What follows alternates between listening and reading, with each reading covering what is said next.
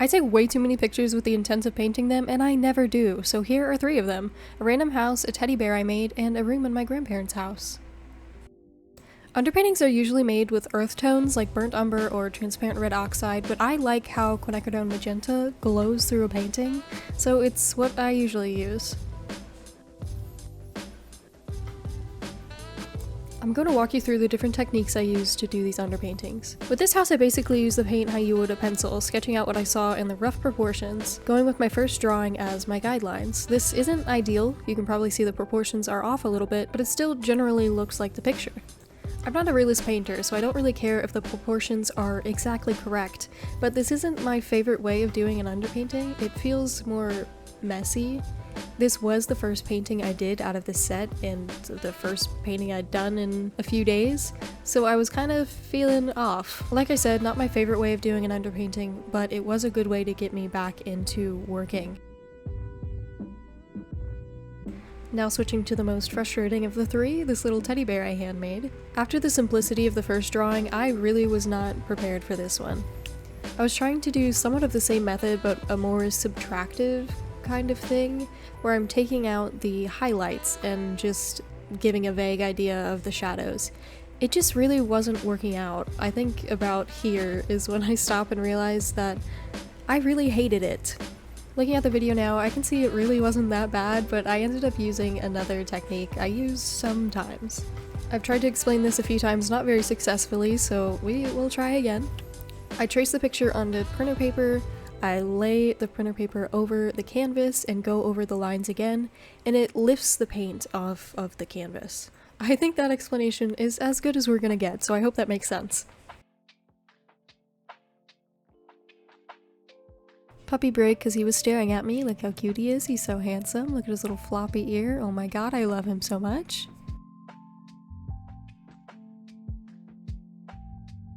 Last underpainting, and my favorite. I've heard it said many times that as a painter you kind of work like a sculptor. You chip away at your painting instead of going in with the little details right away. And that's what I'm doing here. I'm getting the general shape of the furniture in the big shapes before I start to think about, oh, this is a piece of furniture, it needs to look like furniture. You can see me blurring my reference picture even more here and putting it in black and white so I can really just focus on shapes. One of the most challenging things I've had to deal with as a painter is needing to squint at your reference picture. You're supposed to squint at it so you don't get caught up in the little details, but squinting gives me a headache immediately. So being able to use my iPad and blur it as much as I need to blur it to be able to focus on these things has been really helpful. At times I do still find myself trying to squint at it, and when I notice that I'm doing that, I blur the picture even more. Once I get in these initial shapes, I'm then able to, like I said earlier, chip away at them to make them look more like what they're supposed to look like. If you're confused about what I'm doing, I didn't even think to explain it. I'm using paint thinner to reactivate the paint and lift it off of the canvas.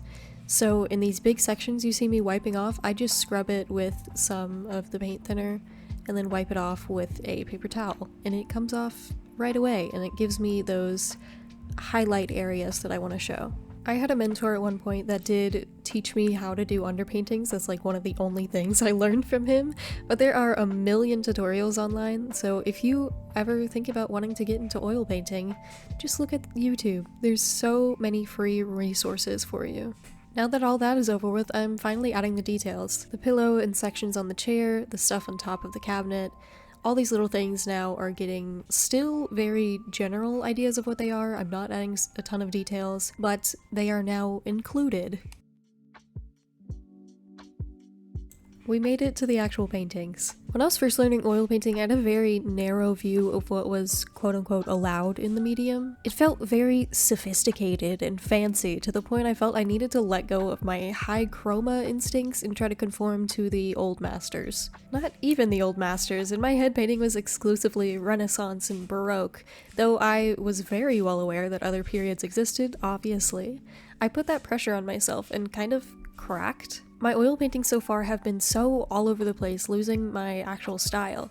I now am trying to relearn what it means to be an oil painter, how I work best, and how I can include the things I already love into this medium. Now that I've broken away from my spiral, I've come to find I love Impressionism, direct painting, being intentional with brushstrokes. As I work through these pieces, you see the confidence grow. As the last painting is the most complicated, I guess you could say, I take more liberty adding color variation and letting my usual style shine through. One of my biggest struggles is that I can't layer in one sitting. Well, you can, just not in the way I'm used to. If you've ever seen my old TikToks of drawing in VR, or even newer ones with acrylic markers, you'd see I layer and layer and layer to get the effect I want. But with oils, you have to be extremely aware of the consistency of your paint or let it dry between layers. I think that's why I came to like a more direct method of painting more than other methods, because you have to think of the impact of the brushstroke within the bigger picture the first time and not go back and tweak it a million times to make it look how you want it to. I'm sure you can hear it, so I want to apologize for my weird sounding voice. I'm having a lot of trouble with my allergies, and I can see it's progressively getting worse as this video goes on. I'm so sorry. Anyway, this first painting is definitely very simple and it made me more confident going into the rest of the paintings. If I started with the teddy bear, which you'll see next, first, I think I would have quit. This was a great semi-mindless warm-up. I did these paintings over the course of 2 days because I needed a break in between the teddy bear. But I was listening to A Brave New World while working on these, and I didn't think I'd like it that much. I bought quite a few old dystopian novels just because I thought they would be cool, but I really liked that one. I wasn't expecting that. I'm mentioning that because I just keep thinking about where I was in the book while I was doing these separate parts, and I can remember it so vividly. I like to listen to audiobooks while I'm working, just because I like reading, but I can't do these two things at the same time. So audiobooks are just a great way to keep my mind from wandering, or that temptation of wanting to pick up my phone, because I'm already having my brain engaged in these two very brain-heavy things.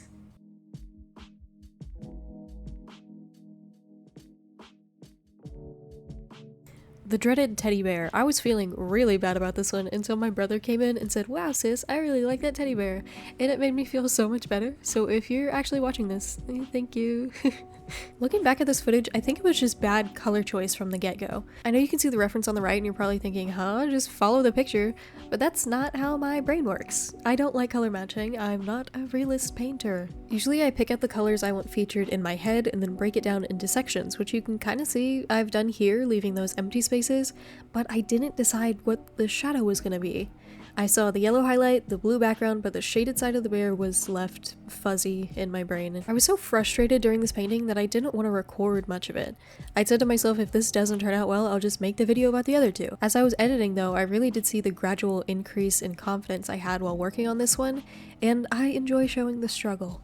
I go over sections multiple times trying to get the effect I want. It turns out alright eventually. Like I said, I had to take a break from this painting and finish the next day because I was to the point that I was getting kind of angry with myself because it was stuff I know how to do, it just wasn't turning out right. And I was getting agitated, to say the least. I think that's one of the best things I've learned to do as an artist. When you feel yourself getting worked up and start being a hater to yourself for making a mistake, take a little break. Maybe get a snack or a drink of water. If it's really bad, go back to it the next day. Something I also do is flip it upside down, working on something else and then going back to it in a few hours. Doing that prevents you from looking at it the way you previously were, and it gets that version of it out of your head. Then you go back to it with fresh eyes and see what you can do to improve it. Something I was really struggling with in this one was the hands. Because, like I was saying with the underpainting part, you're supposed to think about shapes first and then about what it's supposed to look like, but I was like, this is a hand. It should look like a hand. This should have hand colors. And I could not get hand colors. That's something I'd really like to improve on is people and painting people. In my drawing style, I use all kinds of colors, and in my head it looks fine, but when I'm painting, I get stuck in that idea that it needs to be realistic. I said at the beginning of the video that this is a teddy bear I made. I think I also made the pattern. Don't quote me on that. I made it maybe 2 or 3 years ago now, and it was supposed to be a gift for someone, but I liked it too much and was like, you don't deserve it, I'm keeping this. I also made another one that I ended up actually giving to someone else, but they're super cute. I actually love sewing. You're just getting lore drops at the end of these because I don't know what else painting related to talk about. Sewing is another one of my hobbies that I fade in and out of, but I've recently become the resident seamstress for my brother's school because they kept ripping their smocks, so I was fixing them. I love when I can be helpful.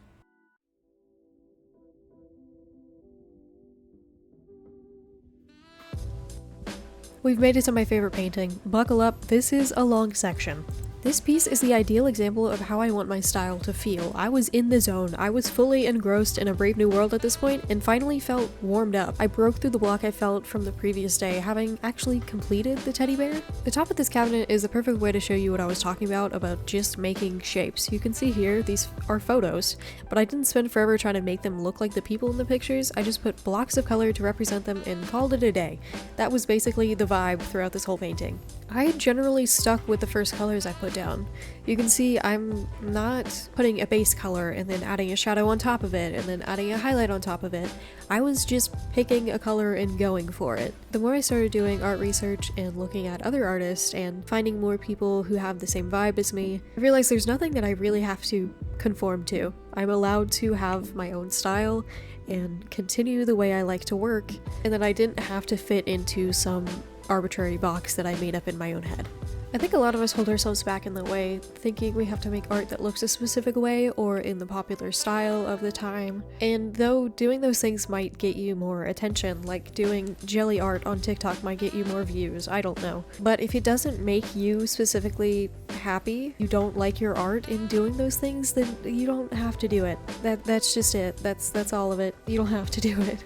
I ran into that a lot with my own TikTok content. For a while, I was really enjoying doing the VR stuff until I started getting in my head that it wasn't me that the views were coming from. It wasn't my art. It was the spectacle of drawing in VR. Like, oh my gosh, that's so cool. How do you do that? Whoa. But it wasn't that I had some amazing talent or anything like that. It was like I said, the spectacle. And it got me really miserable. So I moved on. I accepted the insane drop of views and started working on stuff that I actually felt good about. That's the photo of the doll I was working on to show you how I was simplifying it. And I think moving on was probably one of the best things I did for myself, though I could have made money off of those videos and I could have kept making content that I wasn't too happy with and still would have been fine. But I could really tell in my videos as I was going on that I just really wasn't enjoying it anymore.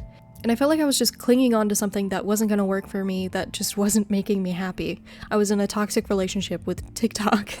I'm in a place now where I'm just happy with where I am. I'm happy with not knowing what's going on and just learning as I go. Though, like I said before, my views have dramatically dropped. I'm not as concerned with it as I was. When I was in that era of my TikTok career, I was constantly checking numbers. The second after the posts actually post, I was refreshing my page to see the numbers go up to make sure it was doing fine. And if it didn't get 500 views within the first 5 minutes, I would delete the video and be like, well, I gotta try again. And it wasn't good. Now I'm spending hours on these paintings and I post them, and if it doesn't do well, so what? I enjoyed what I did and I learned something. Though I'm definitely in my head about a lot of what I just said. I've grown up a lot in this past 2-ish years, and I don't think that community is for me anymore. Though I still hop on every now and then when a friend asks me. I can't see myself ever going back to that, and I think that's very okay. There's a lot of new stuff I'm moving on to, and if you've been in my community for a little bit, I know I've said it a million times, but you and I are also getting faked out at the same time, so don't feel bad about that.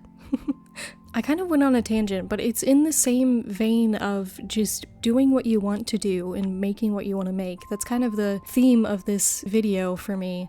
And I'm excited to be able to share this stuff and be able to talk about it. And this has turned into a podcast at this point because I've been talking for so long. This is the longest video I've ever edited. I said this in the last video, but I'm really hoping to stick with this because I enjoy making content. And I make a lot of slow art in a very fast-paced world. And I think YouTube is a better platform for that than TikTok, where audience retention is literally 3 seconds, I think. It takes 3 seconds for someone to scroll away from my video. Sometimes I have to edit 2 hours of content into 7 seconds just for someone to watch it because audience attention is so low, and that's insane to me. And I guarantee most people will not watch to the end of this video. And I've come to terms with that. My goal now for TikTok, instead of a ton of views, is to have at least 5% of people watch to the end of the video. That's all I need, is 5% to feel like I've made it. I have access to those analytics here on YouTube and on TikTok. I can see what percent of people actually watch to the end, and I've hit probably 5 to 8% in my recent videos, and I'm so okay with that. I make a weird brushstroke here coming up that I hope annoys you as much as it did me while I was editing. It catches the light, there it is. And from where I was sitting, I couldn't see it. So it's like that until the end where I record the clip from far away. I actually really didn't like this chair until the end, because you can see how zoned in I am. I am so close to this painting. My face is in the frame, and I hated it. And then at the end I step back and I'm like, oh wow, that actually looks really good. Perspective, people. It's all about perspective. Okay, we're getting close to where I start working on the painting. This is paintingception, okay? I'm not sure the lore of this one. I think another family member painted it. I put up the picture of the reference eventually so you can see what I'm trying to copy.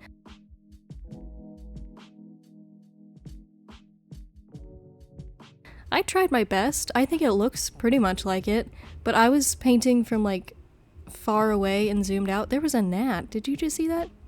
I was painting from far away and blurry, so it's not exact, and I didn't study what it looked like before. I had a difficult time with this, like, I think it's a sunset or sunrise, whatever. And these clouds, I don't know.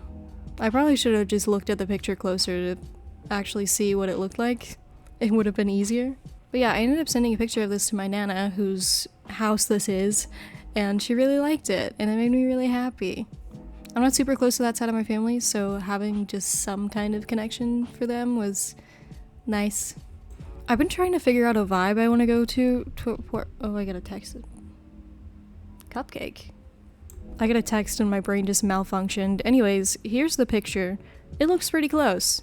It's good for me not actually looking at it.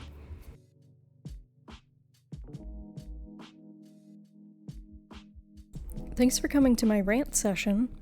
All that's left is pretty much this blanket and some finishing touches, I think. I'm realizing how much I can talk when I actually know what I'm talking about. I like art, did you notice? It's really subtle, right? I'll stop talking for a second so you can just look at the art.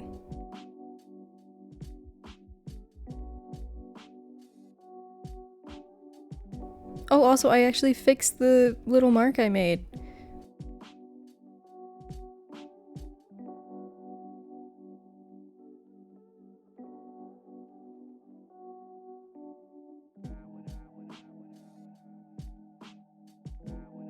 Thanks so much for hanging out. If you enjoyed this video, leave me a like and a subscribe if you haven't already. I'll see you next time for more rant sessions and more talk about art. Have a wonderful day or night wherever you are. I love you very much. Bye bye.